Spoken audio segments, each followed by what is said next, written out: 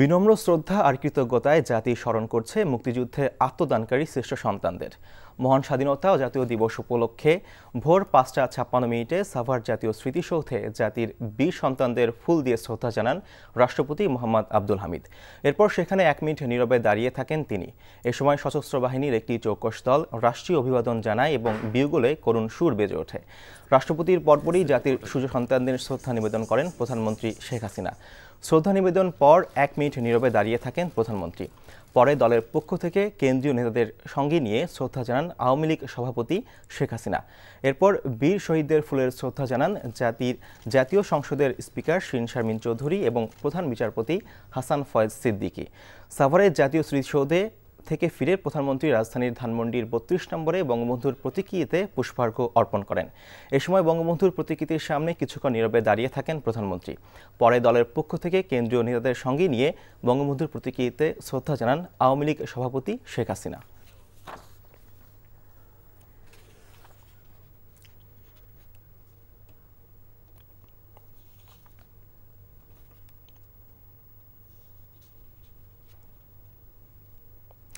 এই মুহূর্তে সাভার জাতীয় স্মৃতিসৌধে আছেন আমাদের স্পেশাল করেসপন্ডেন্ট নজরানা চৌধুরী। সরাসরি যাচ্ছি তার কাছে। নজরানা, স্মৃতিসৌধে এই মুহূর্তে পরিবেশ কেমন দেখছেন আমাদেরকে জানাবেন।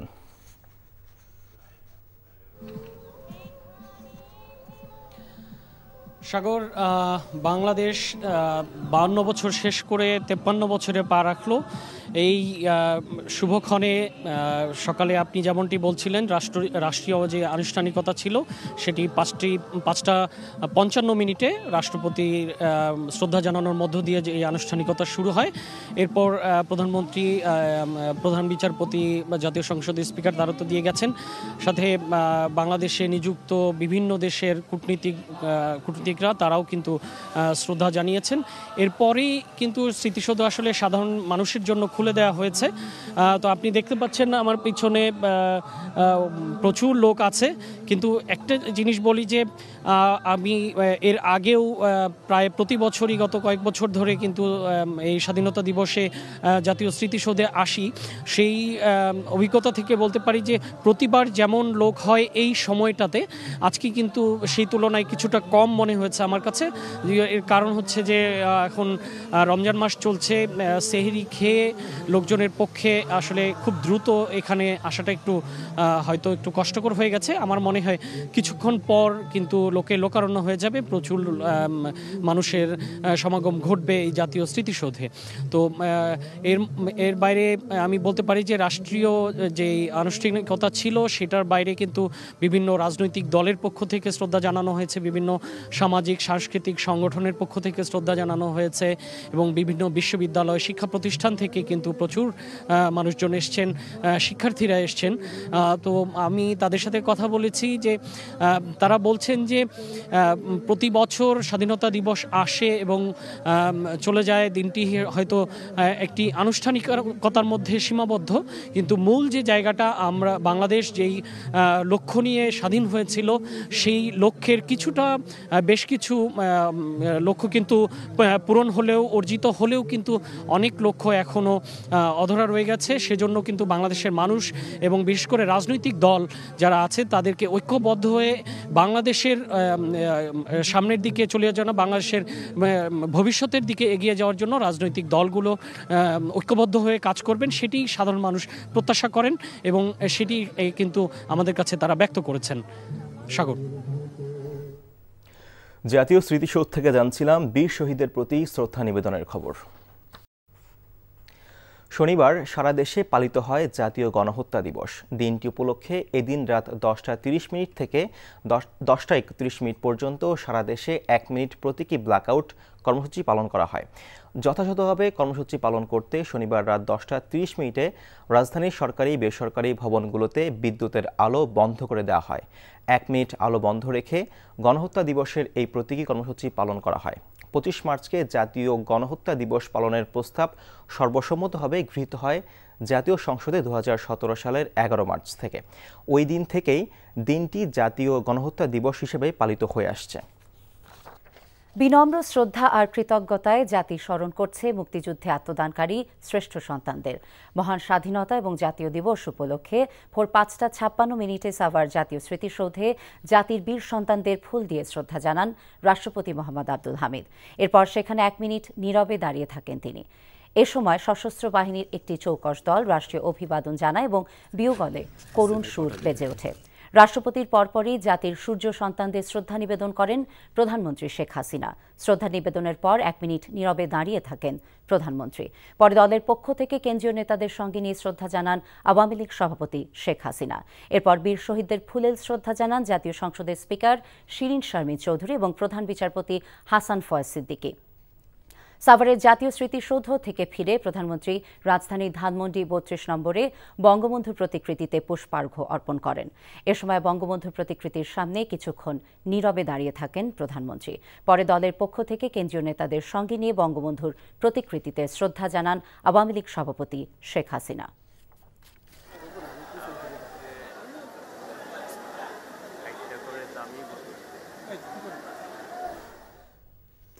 সাভার জাতীয় স্মৃতিসৌধে আছেন স্পেশাল করেসপন্ডেন্ট হাসান জাবেদ, তার সাথে যুক্ত হচ্ছি আমরা। জাবেদ, এখন তো সর্বস্তরের মানুষ সেখানে শ্রদ্ধা নিবেদন করছেন, তো শ্রদ্ধা জানাতে এসে তারা কি ধরনের প্রত্যাশার কথা বলছেন আমাদের জানাবেন।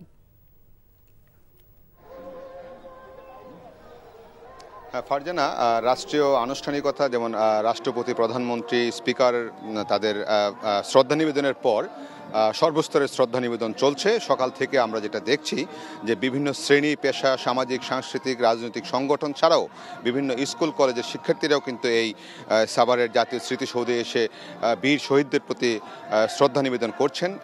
আসলে প্রত্যাশার কথা যদি বলি, তারা অনেক যেহেতু বিভিন্ন শ্রেণী পেশার মানুষ, তাদের প্রত্যাশার জায়গাটিও কিন্তু ভিন্নভাবে তারা বলছেন যে ১৯৭১ সালে এই শহীদরা রক্তক্ষয়ী একটি সংগ্রামের মধ্য দিয়ে দেশের জন্য একটি দেশকে স্বাধীন করেছিলেন কাঙ্ক্ষিত একটি লক্ষ্য উদ্দেশ্য নিয়ে, এবং সেই লক্ষ্য উদ্দেশ্য হচ্ছে সবার জন্য সাম্যতা, সামাজিক ন্যায় বিচার নিশ্চিত করা, জবাবদিহিতা নিশ্চিত করা, আইনের শাসন প্রতিষ্ঠিত করা, গণতন্ত্রকে একটা প্রাতিষ্ঠানিক রূপ দেওয়া। কিন্তু এই বিষয়গুলি কি তাদের ভাষায় তারা বলছেন যে সব কিছুকে আসলে বাস্তবায়িত হয়েছে সঠিকভাবে? হয়তো অনেক উন্নতি হয়েছে, উন্নয়ন হয়েছে, রাজনৈতিক স্বাধীনতা এসেছে এটাও বলছেন, কিন্তু অর্থনৈতিক স্বাধীনতা এখনও আসেননি এইরকমও অনেক বলছেন। দেশের উন্নয়ন হয়েছে, আর্থসামাজিক উন্নয়ন হয়েছে সেটাও বলছেন। আবার অনেকে বলছেন যে যারা নারী অধিকার নিয়ে কাজ করেন তারাও কথা বলেছেন। তারা বলছেন যে নারীর অগ্রগতি হয়েছে, যেমন তারা ঘর থেকে বাইরে বেরিয়ে এসেছেন, কিন্তু নারীর আর কোনো বিষয়ে তাদের সিদ্ধান্ত নেওয়ার অধিকারটা কিন্তু এখনও প্রতিষ্ঠিত হয়নি। এই জন্য তারা যেটা চাচ্ছেন, প্রত্যাশার জায়গাটা হচ্ছে সামাজিক সাম্য, নিরাপত্তা নিশ্চিত করতে হবে, সামাজিক সুশাসন প্রতিষ্ঠিত করতে হবে। এই বিষয়গুলো কিন্তু তারা বলছেন। তো এখনও এইখানে সর্বস্তরের মানুষের শ্রদ্ধা নিবেদন চলছে, এবং তারা বলছেন যতদিন এই পৃথিবী থাকবে, মানুষজন থাকবে, ততদিন এই বীর শহীদদের মানুষ শ্রদ্ধা নিবেদন করবে। তাদেরকে ভুলে যাওয়ার কোনো সুযোগ নেই, তাদেরকে সবাই শ্রদ্ধাবনত চিত্তে স্মরণ করে যাবে। ফারজানা, জানছিলাম বীর শহীদদের প্রতি শ্রদ্ধা নিবেদনের খবর। বিএনপি চেয়ারপারসন বেগম খালেদা জিয়ার মুক্তির মেয়াদ আবারও ৬ মাস বাড়ানো হয়েছে। এবারও বাসায় থেকে চিকিৎসা নেওয়া এবং বিদেশ যেতে না পারার দুটি শর্তই বহাল রাখা হয়েছে। যদিও খালেদা জিয়ার পরিবারের আবেদনের শর্ত শিথিল করে তাকে বিদেশে নিয়ে চিকিৎসার জন্য অনুমতি চাওয়া হয়েছিল। খালেদা জিয়ার ছোট ভাই শামীম এসকান্দার ৬ মার্চ স্বরাষ্ট্র মন্ত্রণালয় মুক্তির মেয়াদ বাড়ানোর আবেদন করেছিলেন। গতকাল ২৫ মার্চ বিএনপি নেত্রীর মুক্তির মেয়াদ শেষ হয়। তবে কর্মকর্তারা জানান, দুদিন আগেই ২৩ মার্চ খালেদা জিয়ার সাজা স্থগিত রেখে মুক্তির মেয়াদ আরও ৬ মাস বাড়ানোর প্রজ্ঞাপন জারি করা হয়েছে। এ নিয়ে ষষ্ঠবারের মতো নির্বাহী আদেশে খালেদা জিয়ার মুক্তির মেয়াদ বাড়ানো হলো। স্বরাষ্ট্রমন্ত্রী আসাদুজ্জামান কামাল বলেছেন, ২৫ মার্চ গণহত্যা দিবসকে আন্তর্জাতিকভাবে পালনের প্রচেষ্টা চলছে। পাশাপাশি বিদেশে পলাতক বঙ্গবন্ধুর খুনি এবং যুদ্ধাপরাধীদের ফিরিয়ে আনার প্রক্রিয়াও চলছে। সকালে স্বাধীনতা দিবস উপলক্ষে রাজারবাগ পুলিশ লাইনে মুক্তিযুদ্ধের শহীদদের স্মৃতিসৌধে শ্রদ্ধা জানিয়ে এসব কথা বলেন স্বরাষ্ট্রমন্ত্রী। মন্ত্রী বলেন, ৭১-এ বাংলাদেশে গণহত্যা ৬ ঘণ্টার মধ্যে কয়েক হাজার কয়েক হাজার বাঙালিকে হত্যা করা হয়েছিল। এখন স্বাধীনতা এবং বিজয় উদযাপনের পাশাপাশি সারা বিশ্বের কাছে আজকে গণহত্যা দিবস হিসেবে পরিচিতি লাভের জন্য প্রচেষ্টা চালিয়ে যাওয়া হচ্ছে বলে জানান মন্ত্রী। একই সঙ্গে বঙ্গবন্ধুকে যারা হত্যা করেছিল তাদেরকে বিচারের আওতায় এনে শাস্তির ব্যবস্থা করা হচ্ছে বলে জানান তিনি। দেশের বিভিন্ন স্থানে যথাযথ মর্যাদায় নানা আয়োজনে উদযাপিত হচ্ছে মহান স্বাধীনতা এবং জাতীয় দিবস। রাত 12:01 সিলেট কেন্দ্রীয় শহীদ মিনারে ফুল দিয়ে শ্রদ্ধা জানায় মুক্তিযোদ্ধা সংসদ জেলা ও মহানগর ইউনিট কমান্ড শাখার নেতৃবৃন্দ। এরপর একে একে সিটি কর্পোরেশন প্রশাসনের ঊর্ধ্বতন কর্মকর্তারা, প্রেস ক্লাব এবং বিভিন্ন সংগঠনের পক্ষ থেকে শ্রদ্ধা নিবেদন করা হয় বীর সন্তানদের। শরীয়তপুরের শহীদ বেদিতে শ্রদ্ধা জানান জেলা প্রশাসক পারভেজ হাসান, পুলিশ সুপার সাইফুল হক। এছাড়া বীর মুক্তিযোদ্ধা, জেলা আওয়ামী লীগ সহ বিভিন্ন সামাজিক, রাজনৈতিক এবং সাংস্কৃতিক সংগঠনের পক্ষ থেকে শ্রদ্ধা জানানো হয়। এছাড়া নওগাঁ, চুয়াডাঙ্গা সহ দেশের বিভিন্ন স্থানে যথাযথ মর্যাদায় উদযাপিত হচ্ছে মহান স্বাধীনতা এবং জাতীয় দিবস। বিনম্র চিত্তে এবং গভীর কৃতজ্ঞতায় স্মরণ করা হচ্ছে স্বাধীনতা যুদ্ধে জীবন উৎসর্গকারী বীর শহীদদের। আজ 26শে মার্চ মহান স্বাধীনতা দিবস। বাংলাদেশ 52 পেরিয়ে 53 বছরে পা দিল। মুক্তিযুদ্ধে শহীদদের প্রতি বিনম্র শ্রদ্ধা আর কৃতজ্ঞতায় জাতি দিবসটি পালন করছে। স্বাধীনতা দিবস উপলক্ষে রাষ্ট্রীয় কর্মসূচির অংশ হিসেবে রাষ্ট্রপতি মোহাম্মদ আব্দুল হামিদ এবং প্রধানমন্ত্রী শেখ হাসিনা জাতীয় স্মৃতিসৌধে শহীদদের প্রতি শ্রদ্ধা জানান। সাভার থেকে ফিরে রিপোর্টে জানাচ্ছেন নজরানা চৌধুরী। ক্যামেরায়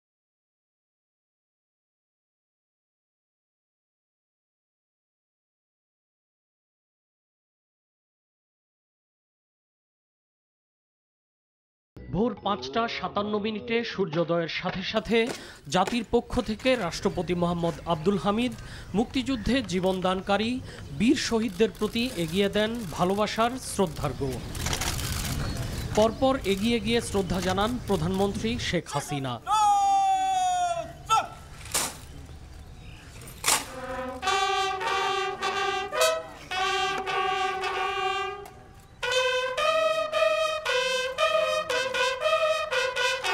রাষ্ট্রপতি স্মৃতিসৌধ থেকে চলে যাওয়ার পর আওয়ামী লীগের সিনিয়র নেতাদের নিয়ে শহীদদের প্রতি পুষ্পার্ঘ্য অর্পণ করেন দলীয় সভাপতি শেখ হাসিনা। একে একে শ্রদ্ধা জানান জাতীয় সংসদের স্পিকার ডক্টর শিরিন শারমিন চৌধুরী ও প্রধান বিচারপতি হাসান ফয়েজ সিদ্দিকী। ঢাকায় নিযুক্ত বিভিন্ন দেশের রাষ্ট্রদূত ও বিদেশি মিশনের প্রধানগণ শহীদ বেদিতে পুষ্পস্তবক অর্পণ করে শহীদদের প্রতি শ্রদ্ধা জানান। এ সময় আওয়ামী লীগ সাধারণ সম্পাদক ওবায়দুল কাদের বলেন, সাম্প্রদায়িক শক্তির মোড়কে স্বাধীনতা বিরোধী শক্তি বাংলাদেশের অগ্রগতির পথে একমাত্র বাধা।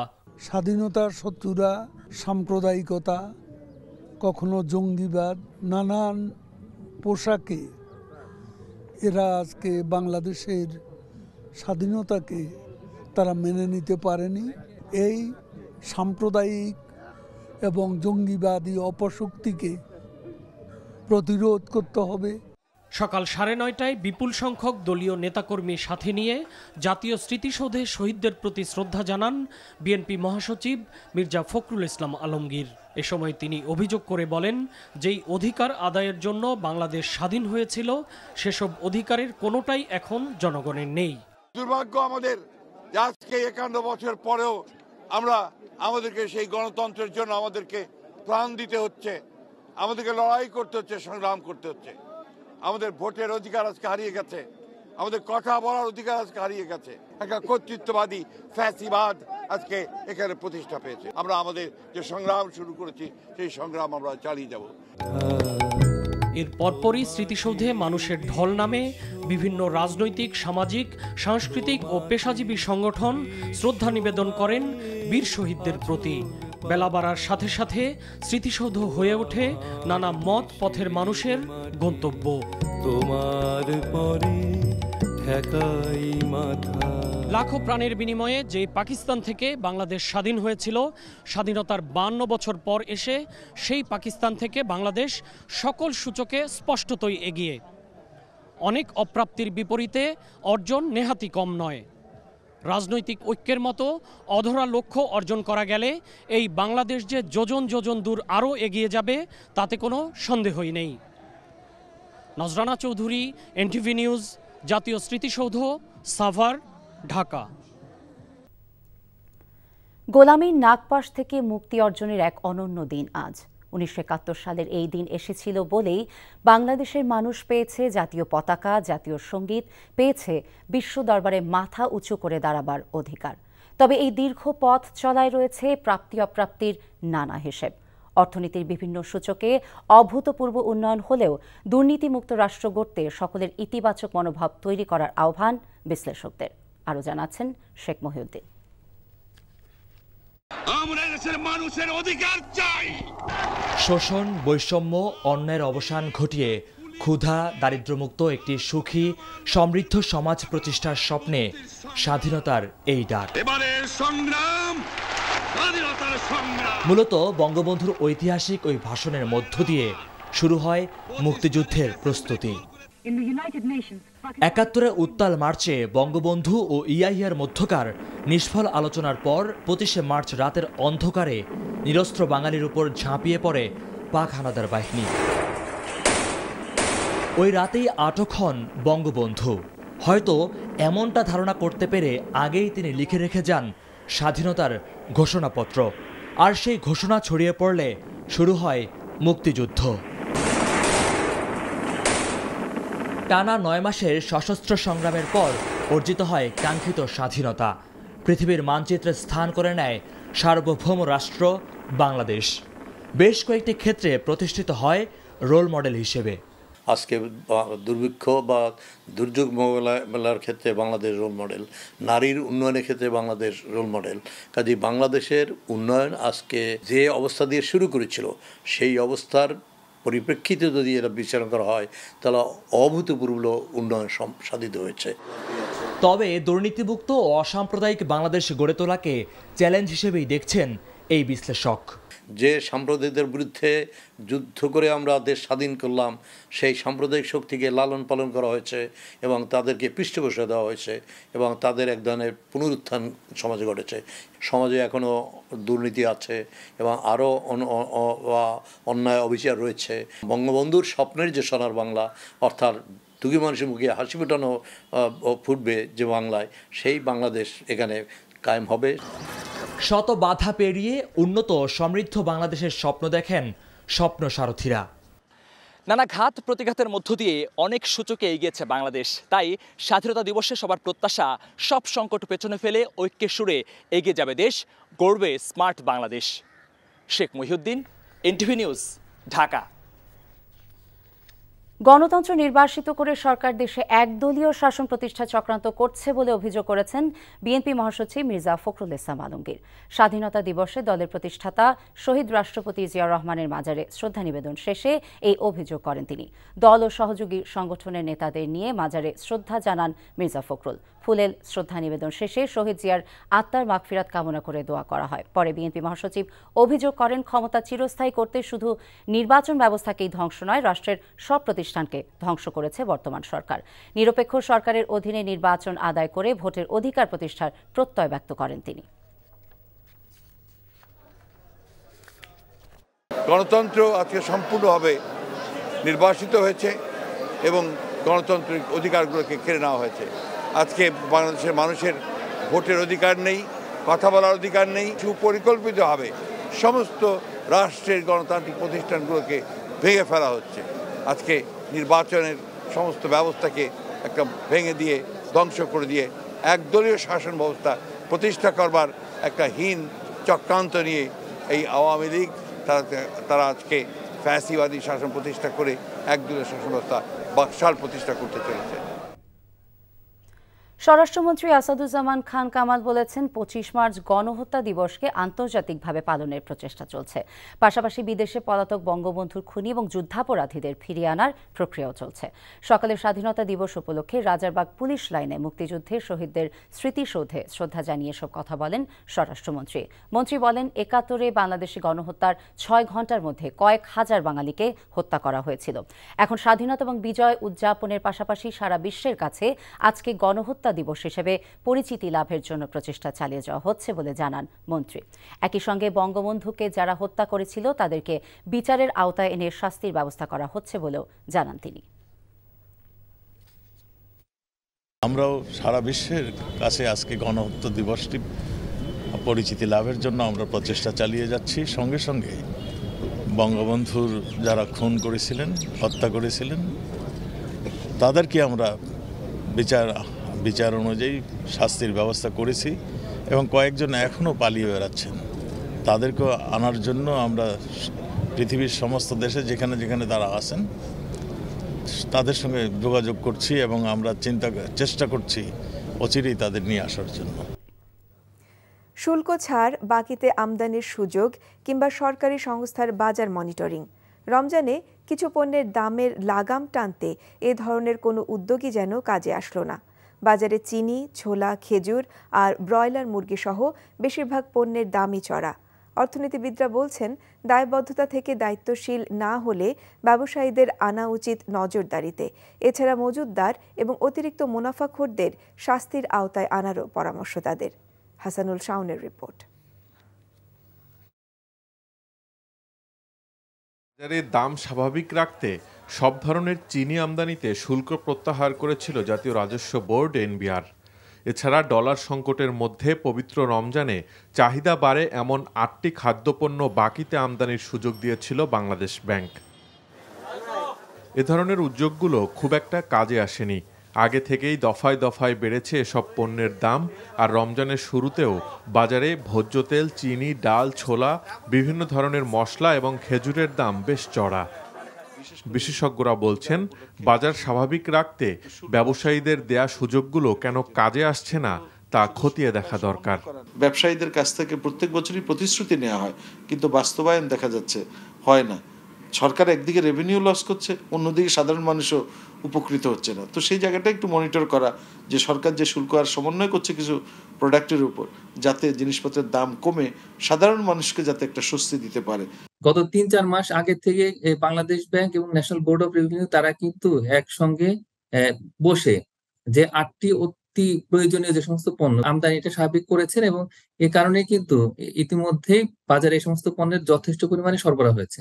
সুতরাং জিনিসপত্রের দাম কিন্তু এই অস্বাভাবিকভাবে বৃদ্ধির তেমন কোনো কারণ নেই। বাজারে চাল আর তেলের দাম তো আগে থেকেই বাড়তি। রমজানের শুরুতে সব ধরনের মাছ মাংসের দামও চড়া।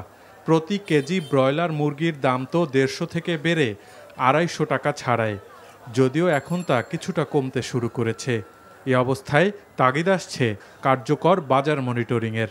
যারা সমিতি আছেন তারা নিশ্চয়ই ব্যবসায়ীদেরকে একটু বোঝাবেন যে তাদেরও একটা সামাজিক দায়বদ্ধতা আছে।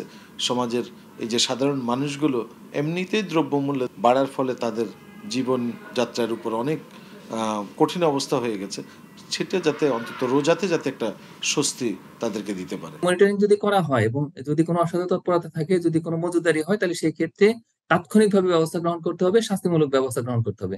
এটা যদি করা হয় তাহলে বাজারকে নিয়ন্ত্রণ না করেই বরং শুধুমাত্র পরিবীক্ষণের মাধ্যমে বাজারটাকে কিন্তু স্বাভাবিক রাখা যাবে। এছাড়া কম আয়ের মানুষের জন্য সরকারের সহযোগিতা কর্মসূচিগুলোর আওতা আরও বাড়ানোর পরামর্শ বিশেষজ্ঞদের।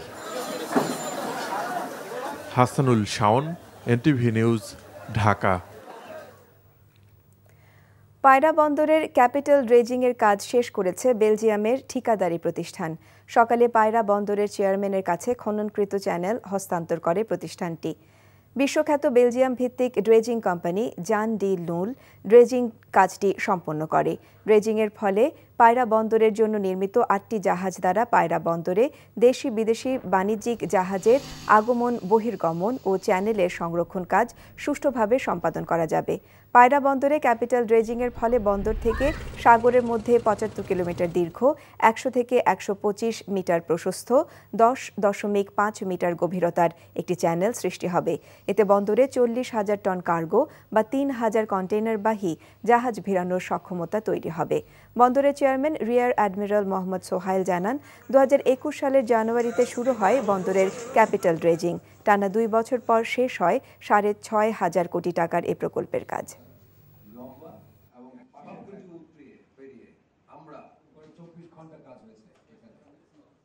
বন্দরে এখন গভীরতা যেটা অর্জন করেছে সেটা 10.5 বলতে চাই মিটার মাইনাস সিডি, এবং এর মাধ্যমে এই চ্যানেল বা এই সমুদ্র বন্দর হচ্ছে বাংলাদেশের এখন 3টি বন্দরের মধ্যে সবচেয়ে গভীরতম বন্দর। দেশের বিভিন্ন স্থানে যথাযথ মর্যাদায় নানা আয়োজনে উদযাপিত হচ্ছে মহান স্বাধীনতা ও জাতীয় দিবস। স্বাধীনতা দিবসে নানা প্রত্যাশার কথাও জানান শ্রদ্ধা জানাতে আসা মানুষজন। প্রতিনিধিদের পাঠানো তথ্য ছবিতে ডেস্ক রিপোর্ট। চট্টগ্রাম নগরের মিউনিসিপ্যাল স্কুলের অস্থায়ী শহীদ মিনারে বিউগলের সুরে শুরু হয় দিনের কর্মসূচি। এ সময় শহীদদের প্রতি শ্রদ্ধা জানান city mayor M Rezaul Karim Chowdhury সহ বিভিন্ন রাজনৈতিক দল, সরকারি প্রতিষ্ঠান, রাজনৈতিক ও সামাজিক সংগঠন। খুলনার গল্লামারী শহীদ স্মৃতিসৌধে পুষ্পমাল্য অর্পণ করেন শ্রম ও কর্মসংস্থান প্রতিমন্ত্রী বেগম মুন্নুজান সুফিয়ান ও সিটি মেয়র তালুকদার আব্দুল খালেক সহ বিভিন্ন সংগঠন। রংপুর নগরীর মডার্ন মোড়ে বিজয় স্তম্ভ অর্জনে পুষ্পমাল্য অর্পণ করেন সিটি মেয়র মুস্তাফিজুর রহমান মুস্তাফা সহ বিভাগীয় কমিশনার, জেলা প্রশাসক সহ অনেকে। রাজশাহী ও বরিশাল শহীদ মিনারে পুষ্পস্তবক অর্পণ করেন আওয়ামী লীগ, বিএনপি ও জাসদের নেতাকর্মীরা। সিলেট কেন্দ্রীয় শহীদ মিনারে ফুল দিয়ে শ্রদ্ধা জানায় মুক্তিযুদ্ধ সংসদ জেলা ও মহানগর ইউনিট কমান্ড শাখার নেতৃবৃন্দ। ময়মনসিংহে জাতীয় পতাকা উত্তোলন ও সালাম গ্রহণ করেন বিভাগীয় কমিশনার শফিকুর রেজা বিশ্বাস। এদিকে নারায়ণগঞ্জ জেলা আওয়ামী লীগ অফিসে বঙ্গবন্ধুর প্রতিকৃতিতে ফুল দিয়ে শ্রদ্ধা জানান জেলা আওয়ামী লীগ ও সিটি কর্পোরেশনের কর্মকর্তা কর্মচারীরা। আর নগরের মিশনপাড়া থেকে বিএনপি মিছিল বের করে। পরে চাষারা বিজয় স্তম্ভে শহীদদের প্রতি ফুল দিয়ে শ্রদ্ধা জানান মহানগর বিএনপি। এছাড়া মহান স্বাধীনতা ও জাতীয় দিবস উপলক্ষে আশুলিয়ায় বর্ণাঢ্য র্যালি করেছে আশুলিয়া থানা বিএনপি।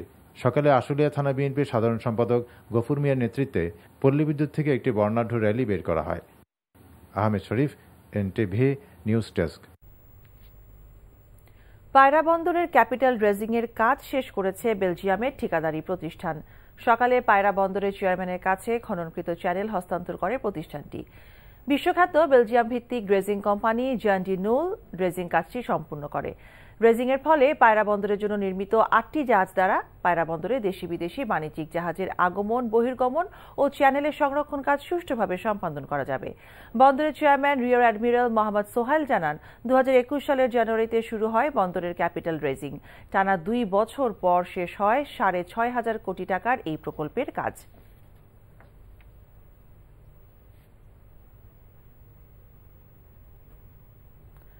দেশের জন্য প্রাণ উৎসর্গকারী শহীদদের চিরস্মরণীয় করে রাখতে ব্রাহ্মণবাড়িয়ার কোল্লাপাথরে গড়ে তোলা হয়েছে শহীদ সমাধি। স্মৃতি বিজড়িত এই স্থানটি সংরক্ষণে যেন কর্তৃপক্ষ আরও সচেষ্ট হয়, এমনই দাবি দর্শনার্থীদের। ব্রাহ্মণবাড়িয়া থেকে শিহাবুদ্দিন বিপুর পাঠানো রিপোর্ট। স্বাধীনতা যুদ্ধকালে এ জায়গার নাম শুনেনি এমন লোক খুব কমই আছে। স্বাধীন বাংলা বেতার কেন্দ্র থেকে প্রায় প্রতিদিনই শোনা গেছে এর রণাঙ্গনের কোনো না কোনো যুদ্ধের কাহিনী।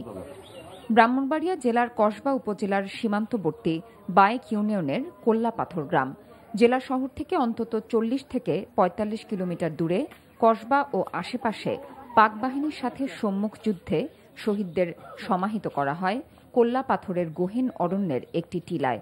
পরে তা সংরক্ষণও করা হয়। গণকবরটা আমরা দেখতে আসছি আর কি। আমি প্রশাসনিকভাবে সরকার এটা উদ্যোগ নিতে হবে। উদ্যোগ নিয়ে এটাকে যদি আরো সুন্দরভাবে সাজায় তা আরো পর্যটক বাড়বে। 50 জন মুক্তিযোদ্ধার কবর পৃথকভাবে সংরক্ষণের পাশাপাশি এখনও বাইক ইউনিয়নের বিভিন্ন স্থানে ছড়িয়ে থাকা মুক্তিযোদ্ধাদের কবরগুলো সংরক্ষণের পরিকল্পনার কথা জানালেন স্থানীয় প্রশাসন।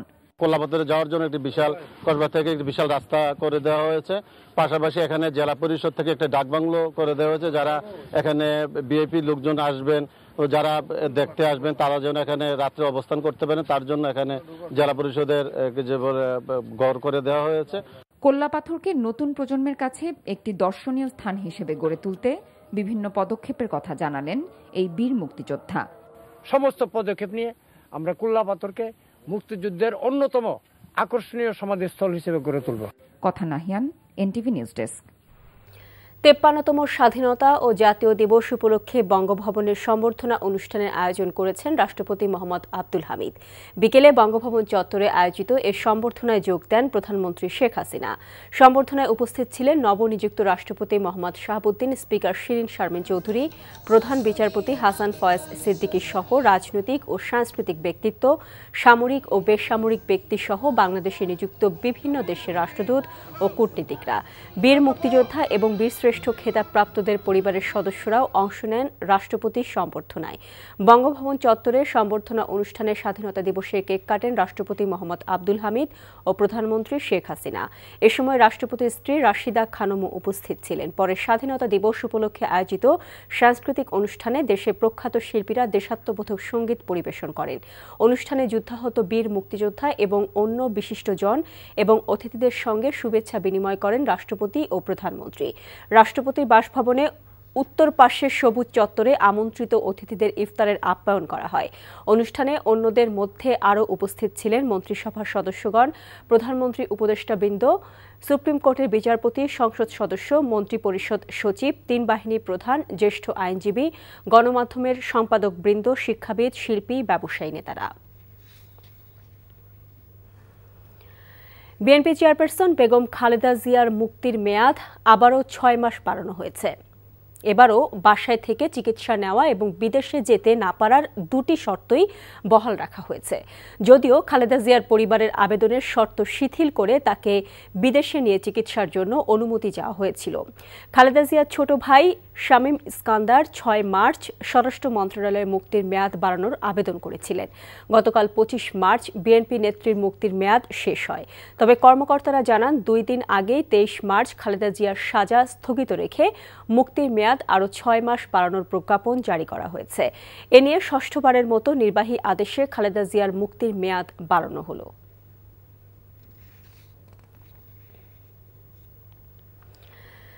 গণতন্ত্র নির্বাসিত করে সরকার দেশে একদলীয় শাসন প্রতিষ্ঠার চক্রান্ত করছে বলে অভিযোগ করেছেন বিএনপি মহাসচিব মির্জা ফখরুল ইসলাম আলমগীর। স্বাধীনতা দিবসে দলের প্রতিষ্ঠাতা শহীদ রাষ্ট্রপতি জিয়াউর রহমানের মাজারে শ্রদ্ধা নিবেদন শেষে অভিযোগ করেন তিনি। দল ও সহযোগী সংগঠনের নেতাদের নিয়ে মাজারে শ্রদ্ধা জানান মির্জা ফখরুল। ফুলেল শ্রদ্ধা নিবেদন শেষে শহীদ জিয়ার আত্মার মাগফেরাত কামনা করে দোয়া করা হয়। পরে বিএনপি মহাসচিব অভিযোগ করেন, ক্ষমতা চিরস্থায়ী করতে শুধু নির্বাচন ব্যবস্থাকেই ধ্বংস নয়, রাষ্ট্রের সব প্রতিষ্ঠানকে ধ্বংস করেছে বর্তমান সরকার। নিরপেক্ষ সরকারের অধীনে নির্বাচন আদায় করে ভোটের অধিকার প্রতিষ্ঠার প্রত্যয় ব্যক্ত করেন তিনি। গণতন্ত্র আজকে সম্পূর্ণভাবে নির্বাসিত হয়েছে এবং গণতান্ত্রিক অধিকারগুলোকে কেড়ে নেওয়া হয়েছে। আজকে বাংলাদেশের মানুষের ভোটের অধিকার নেই, কথা বলার অধিকার নেই। সুপরিকল্পিতভাবে সমস্ত রাষ্ট্রের গণতান্ত্রিক প্রতিষ্ঠানগুলোকে ভেঙে ফেলা হচ্ছে। আজকে নির্বাচনের সমস্ত ব্যবস্থাকে একটা ভেঙে দিয়ে, ধ্বংস করে দিয়ে একদলীয় শাসন ব্যবস্থা প্রতিষ্ঠা করবার একটা হীন চক্রান্ত নিয়ে এই আওয়ামী লীগ তারা আজকে ফ্যাসিবাদী শাসন প্রতিষ্ঠা করে একদলীয় শাসন ব্যবস্থা বাকশাল প্রতিষ্ঠা করতে চলেছে। বাংলাদেশ আয়ারল্যান্ড টি-20 সিরিজ প্রসঙ্গ। রাজধানীর শেরেবাংলা নগরে শিশু হাসপাতালে চোর সন্দেহে মোহাম্মদ মামুন নামের এক ব্যক্তিকে গণপিটুনি দিয়ে হত্যা করা হয়েছে বলে অভিযোগ তার পরিবারের সদস্যরা জানান, শিশুপুত্রের চিকিৎসার জন্য স্ত্রীকে নিয়ে মিরপুর থেকে আজ সকালে শিশু হাসপাতালে আসেন মোহাম্মদ মামুন। সন্তানকে ভর্তি করাতে না পেরে আনসার সদস্যদের সাথে কথা কাটাকাটি হয়। পরে স্ত্রী সন্তানকে মিরপুরের বাসায় পাঠিয়ে আবারও হাসপাতালে ঢোকেন মামুন। আনসার সদস্যদের সাথে আবারও তর্কে জড়ালে চোর বলে মামুনকে গণপিটুনি দেওয়া হয়। এতে হাসপাতালের চত্বরেই মারা যান তিনি। পরে পুলিশের পক্ষ থেকে পরিবারের সদস্যদের খবর দেওয়া হলে শহীদ সোহরাওয়ার্দী হাসপাতালের মর্গে গিয়ে মামুনকে শনাক্ত করেন তারা। যে আনসাররা ভিতর থেকে ধরে নিয়ে দিয়েছে চোর বইলা, কিন্তু কোনো করে নাই। কিন্তু আনসারে ভুলটা করছে, আনসারে মাহবুব নাম আর হীরা নামে ওনারা মারধর করছে। মারধর করার সাথে সাথে ওনারা পাবলিকও ছিল। এরপরে করার পরে ওনারা করছে কি, ওখানে পলায় গেছে। শিশু হাসপাতালে সাইকেল বলে চুরি করতে যা চোর করে মেরে লাইছে। আমার ভাই চোর, আমরা সত্য ঘটনা জানুক সবাই। আমার ভাই চোর কিনা, দোকান আছে, ব্যবসা আছে, বাণিজ্য আছে। বিমান বাংলাদেশ এয়ারলাইন্সের ইমেল সার্ভার হ্যাক করে ৫০ লাখ মার্কিন ডলার মুক্তিপণ দাবির বিষয়টি সত্য নয় বলে জানিয়েছেন বেসামরিক বিমান চলাচল ও পর্যটন প্রতিমন্ত্রী মোহাম্মদ মাহবুব আলী। তিনি বলেন, এই ধরনের তথ্য মন্ত্রণালয়ের কাছে নেই। সকালে রাজধানী হোটেল ইন্টারকন্টিনেন্টালে মুজিবের বাংলাদেশ নামের এক স্মারক গ্রন্থের প্রকাশনা অনুষ্ঠান শেষে সাংবাদিকদের প্রশ্নের জবাবে তিনি এসব কথা বলেন। এ সময় বিমানের ব্যবস্থাপনা পরিচালক শফিউল আজিম বলেন, ইমেল সার্ভারে কারিগরি ত্রুটির ঘটনায় কারো গাফিলতি আছে কিনা সে বিষয়ে তদন্ত চলছে। সার্ভারে কারিগরি ত্রুটির কারণে বিকল্প ব্যবস্থায় কাজ চালানো হচ্ছে বলেও জানান তিনি। গত ১৭ মার্চ বিমান কর্তৃপক্ষ সংবাদ বিজ্ঞপ্তি দিয়ে সার্ভারে কারিগরি ত্রুটির কথা জানালেও মুক্তিপণ দাবির বিষয়টি তখনও অস্বীকার করেছিল। আপনারা যতটুকু জেনেছেন আমরাও জিনিসটা জেনেছি, তেমন ক্ষতি করতে পারে নাই বা র্যানসম যেটা দাবি করার কথা আপনারা বলছেন সেই জিনিসটা সঠিক নয়। এই ধরনের কোনো তথ্য আমাদের কাছে নাই। ক্ষতি তেমন করতে পারে নাই, তারা ফায়ারওয়ালের ভিতরে ঢুকতে পারে নাই, যেহেতু জিনিসটা টেকনিক্যাল, আমার ওইটা সম্বন্ধে আইডিয়া এত বেশি না। তবে তারা তেমন কোনো তথ্য নিতে পারে নাই যে ব্যবস্থাগুলো সাইবার অ্যাটাক হইলে যা করতে হয় আমাদের বিমানের পক্ষ থেকে সবকিছু করা হয়েছে। ভুটানের সাথে ট্রানজিট চুক্তি শেষে দেশে ফিরে বাণিজ্যমন্ত্রী টিপু মুন্সি বলেছেন, রমজানে দ্রব্যমূল্য এবার তুলনামূলক কম এবং সরবরাহ স্বাভাবিক রয়েছে। তবে ক্রেতারা রমজান মাস উপলক্ষে বেশি পণ্য কিনে নেন বলে জিনিসের দাম বেড়ে যায়। বিকেলে 5 দিনের ভুটান সফর শেষে বুড়িমারি স্থলবন্দর দিয়ে দেশে ফিরে সাংবাদিকদের এসব কথা বলেন তিনি। মন্ত্রী জানান, বাংলাদেশ এবং ভুটানের মধ্যে ট্রাফিক ইন ট্রানজিট চুক্তি হয়েছে। এতে ভারত হয়ে উভয় দেশে সরাসরি যানবাহন চলবে। পরবর্তীতে সৈয়দপুর বিমানবন্দরটি ট্রানজিট হিসেবে ভুটান ব্যবহার করতে পারে বলে জানিয়েছেন টিপু মুন্সি। বেগুন এখনও 50-60 টাকায় পাওয়া যাচ্ছে, পেঁয়াজের দাম 40 টাকার মধ্যেই আছে, ছোলার দাম কেনা দামের চেয়ে কমে যাচ্ছে। দু একটা টাইম বাড়ে, যেটা কিন্তু সাপ্লাই কম নাই। কিন্তু একটা জিনিস বারবার বলেছিলাম আমি, যে একবারে যেন না কেনা হয়। যারা ক্রেতা তারা রমজান মাস বলে একবারেই কিনতে চায়, সেটা যদি না করে, রেগুলার থাকে, তাহলে কিন্তু দাম বাড়ার কোনো কারণ নেই। বরং অন্যান্য কয়েক বছরের তুলনায় এবারে সাপ্লাই ভালো আছে। আমরা তো ওদের সাথে পিটি করেছি, preferential trade agreement, to continue that thing, সেটাকে আরও একটু গুরুত্ব দেওয়ার জন্য এই ট্রেড এগ্রিমেন্টটা করা যাবে। আমরা চাই দুই দেশের মধ্যে ব্যবসা বাণিজ্য আরও এক্সপ্যান্ড করুক। ইংল্যান্ডের মতো আয়ারল্যান্ডের বিপক্ষে টি-20 সিরিজেও একই রকম সাফল্য চায় বাংলাদেশ। প্রক্রিয়া ঠিক রেখে আক্রমণাত্মক ক্রিকেট খেলার স্বাধীনতা দিয়ে টি-20তে দলকে এগিয়ে নেওয়ার পরিকল্পনা চন্দিকা হাতুরু সিংহের। অন্যদিকে টি-20 দিয়ে ওয়ানডে সিরিজের হতাশা দূর করতে চায় আয়ারল্যান্ড। চট্টগ্রামের জহুর আহমেদ চৌধুরী স্টেডিয়ামে কাল বেলা 2টায় প্রথম ম্যাচে মুখোমুখি হবে বাংলাদেশ আয়ারল্যান্ড। সুমন গোস্বামীর ক্যামেরায় সুব্রত ববি রিপোর্ট। তপ্ত রোদে টপ অর্ডার ব্যাটাররা হেড কোচের ক্লাসে হাতুরু সিংয়ের সাথে যোগ দিয়েছিলেন ব্যাটিং পরামর্শক জেমি সিডন্সও। শান্ত হৃদয় রনিরা মনোযোগ দিয়ে শিখতে চেষ্টা করেছেন। প্রস্তুতিটা প্রথম দিনের অনুশীলনেই ঠিকঠাক সেরে নিয়েছিলেন কিনা কে জানে। না হলে দলের অধিনায়ক সাকিব আর ওপেনার লিটন আইরিশদের বিপক্ষে লড়াইয়ে নামার আগের শেষ অনুশীলনে অনুপস্থিত থাকবেন কেন? ঘাসিন সাগরিকার উইকেট ব্যাটারদের খুশির বার্তা দেয়। তবে এখানেও তাসকিন, হাসান মাহমুদ, মোস্তাফিজরা ভালো করার সামর্থ্য রাখেন। আমরা একই রকম ফলাফল এবং একই রকম প্রক্রিয়ার মধ্য দিয়ে যেতে চাই। কোনো দলই ছোট নয়, এমন করে ভাবলে তারা আমাদের হারিয়ে দিতে পারে। ছোটবেলা থেকে এমনটাই শিখেছি, আর সে কারণে এই খেলাটাকে ভালোবাসি। প্রত্যেক দলকেই আমরা একই রকম ভাবে সমীহ করি, কিন্তু তাদের কাউকেই ভয় করি না। প্রতিপক্ষ পাল্টায়, পরিকল্পনা কৌশলে পরিবর্তন আসে। নতুন মুখ ব্যাটার জাকের আলীর টপ অর্ডারের সুযোগ ক্ষীণ, তবে পূরণ হতে পারে লেগ স্পিনার রিশাদের অভিষেকের স্বপ্ন। হাতুরু সিংয়ে তার অভিষ্ট লক্ষ্যে প্রতিনিয়ত পাল্টাচ্ছেন কিছু না কিছু। আক্রমণাত্মক ক্রিকেট খেলেই আমাদের এগিয়ে যেতে হবে। আক্রমণাত্মক মানে এমন নয় যে গেলাম আর বড় শট খেললাম। দল নির্বাচন, ফিল্ডিং সাজানো, শরীরী ভাষা, বোলিং, ব্যাটিং সবকিছুই এই আক্রমণাত্মক শব্দের মধ্যে পড়বে। আমরা সেইভাবেই খেলতে চাই যেভাবে সবচেয়ে ভালো খেলা সম্ভব। সকাল গড়িয়ে দুপুর পড়তেই অনুশীলন আরম্ভ আয়ারল্যান্ডের। অস্বস্তিকর সময় পার করছেন বালব্রিনি স্টার্লিংরা। একটা জয় ভীষণ দরকার আইরিশদের। চ্যালেঞ্জ হয়ে সামনে দাঁড়াতে চায় প্রথম ম্যাচে। আফগানিস্তান দিন দুয়েক আগে পাকিস্তানের বিপক্ষে জিতেছে। সংক্ষিপ্ত ফরম্যাটের এই খেলাটার মজাই এরকম। বিশ্বকাপে আমরা আক্রমণাত্মক ধাঁচের ক্রিকেট খেলেছি, সম্ভাবনাও তৈরি করেছি জয়ের। সেই ধারাটা বাংলাদেশের বিপক্ষেও দেখাতে চাই। ইংল্যান্ডের বিপক্ষে তাদের সাফল্য আমাদের উৎসাহ যোগাচ্ছে ভালো কিছু করার। পরিসংখ্যানও নির্ভরতা দেয় বাংলাদেশকে। আইরিশদের কাছে সেই 2009 সালে প্রথম ম্যাচটা হেরেছিল, এরপর 3 বারই হারিয়েছে তাদের। টি-20তে এক প্রতিদ্বন্দ্বী দল হওয়ার লক্ষ্য বাংলাদেশের, আর তাই আইরিশদের বিপক্ষে যতটা না চ্যালেঞ্জ, তার চেয়েও বেশি সাকিবদের চ্যালেঞ্জ নিজেদের সঙ্গে নিজেদের। কারণ কদিন আগেই ইংল্যান্ডের বিপক্ষে যে স্ট্যান্ডার্ড সেট করেছে তারা, সেটাই এখন এগিয়ে নেবার পালা। Subrata Bobby, NTV news, Zahur Ahmed Chowdhury stadium, Chittagong.